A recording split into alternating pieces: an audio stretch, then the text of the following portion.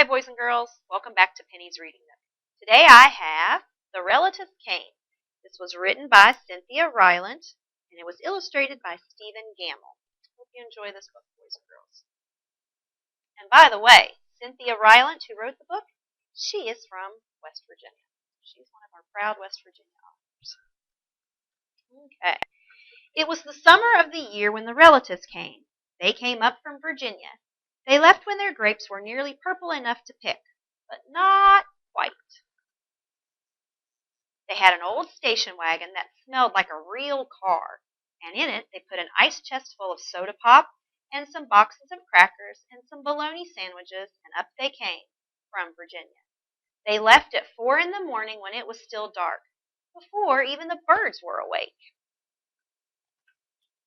They drove all day long and into the night, and while they traveled along, they looked at the strange houses and different mountains, and they thought about their almost purple grapes back home. They thought about Virginia, but they thought about us too, waiting for them. So they drank up all their pop and ate up all their crackers and traveled up all those miles until finally they pulled into our yard. Then it was hugging time. Talk about hugging. Those relatives just passed us all around their car, pulling us against their wrinkled Virginia clothes, crying sometimes. They hugged us for hours. Then it was into the house, and so much laughing and shining faces and hugging in the doorways. You'd have to go through at least 4 different hugs to get from the kitchen to the front room. Ugh, those relatives. And finally, after a big supper, 2 or 3 times around, until we all got a turn at the table, there was quiet talk, and we were in 2s and 3s through the house. The relatives weren't particular about beds, which was good, since there weren't any extras. So a few squeezed in with us, and the rest slept on the floor, some with their arms thrown over the closest person, or some with an arm across one person and a leg across another. It was different, going to sleep with all that new breathing in the house. The relatives stayed for weeks and weeks. They helped us tend the garden, and they fixed any broken things they could find.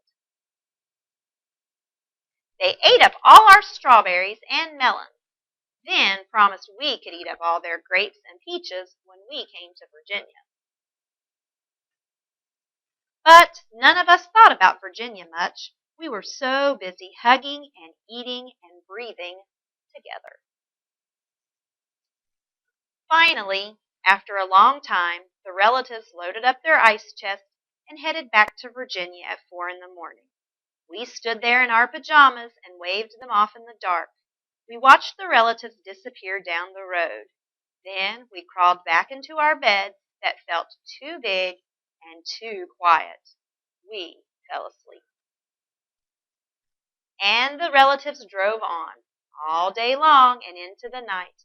And while they traveled along, they looked at the strange houses and different mountains, and they thought about their dark purple grapes waiting at home in Virginia.